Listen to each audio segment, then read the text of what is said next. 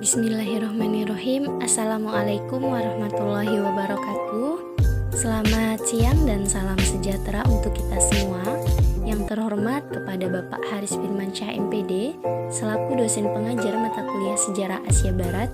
Sebelumnya kami ucapkan terima kasih banyak Pak atas kesempatan yang diberikan kepada kelompok kami untuk berdiskusi mengenai proses berdirinya negara Israel dan munculnya PLO oleh kelompok 3, yaitu saya sendiri Santi, kedua Sari Widya, ketiga Rizky Julianda, dan juga Utin Elvira Aprilia.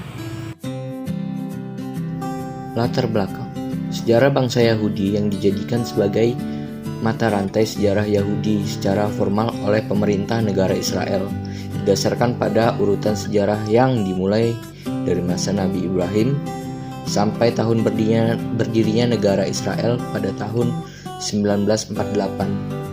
Bagi bangsa Yahudi, pendirian negara Israel adalah sah secara teologis dan historis. Meskipun telah mendapat kritik historis dan teologis yang dipandang menyimpang seperti dilakukan oleh Paul Van Ley, Roger Garaudy, dan Isaac Sahak selama 4000 tahun lamanya, yaitu dari abad 20 sebelum Masehi hingga abad 20 Masehi.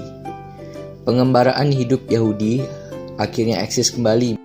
Selanjutnya, pembahasan. Awal mula terjadinya konflik Arab-Israel, gerakan Zionis, dan Perang Inggris. Awal mula konflik tersebut dapat ditarik sejak tahun 1881.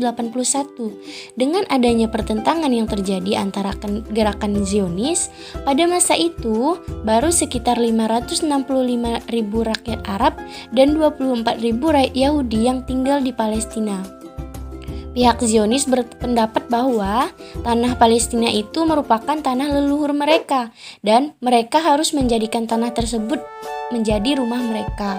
Pihak Zionis kemudian berintensi untuk mendirikan sebuah negara otonom yang keseluruhannya atau paling tidak mayoritas rakyatnya merupakan pihak Yahudi. Namun, seperti yang telah disebutkan sebelumnya, di daerah tersebut telah tinggal masyarakat Arab, dengan 90% diantaranya beragama Islam. PLO dan kiprah perjuangannya.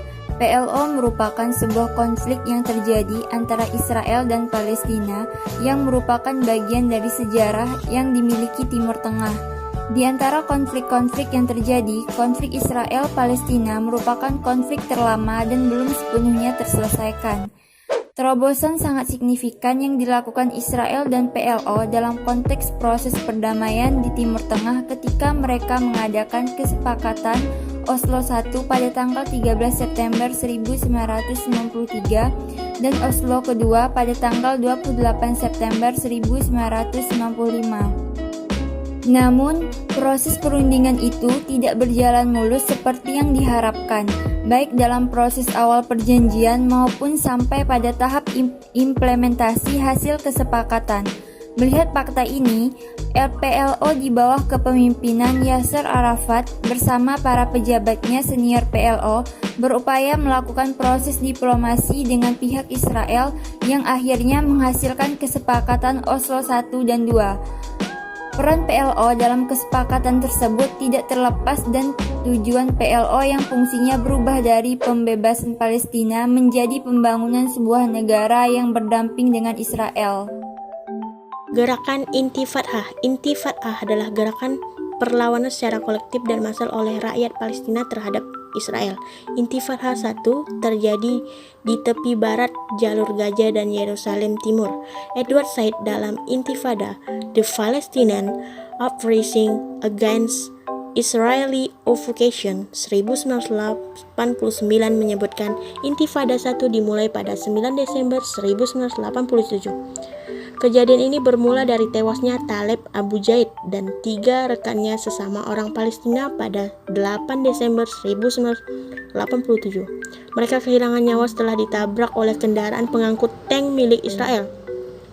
Tabrakan ini juga menyebabkan 10 orang lain terluka, termasuk Jawad Abu Zaid, saudara kandung Taleb. Keluarga Taleb dan rakyat Palestina murka setelah mengetahui insiden tersebut. Pemakaman para korban Kala itu dihadiri oleh setidaknya ada 10.000 orang, berlanjut menjadi aksi demonstran. Aksi ini ditanggapi oleh tentara Israel. 10 hari kemudian terjadi demonstrasi. Kala ini di tepi barat. Pada 16 Desember 1987, para pedagang melakukan aksi mogok dan menutup toko di Yerusalem Timur. Kaum demonstran Palestina memblokade jalan dan membakar ban. Tak hanya itu, rangkaian bentrok berikutnya pun pecah. Rakyat Palestina menghadapi pasukan Israel dengan melemparkan batu dan bom molotov. Istilah intifada sendiri berarti guncangan yang dijadikan spirit atau cara bagi orang-orang Palestina untuk melawan Israel. Sekian presentasi dari kelompok kami. Terima kasih atas perhatian dan mohon maaf atas segala kekurangan. Jika ada pertanyaan yang kurang jelas mengenai pemaparan tadi, saya persilahkan. Saya akhiri, wabillahi taufik wal hidayah. Wassalamualaikum warahmatullahi wabarakatuh.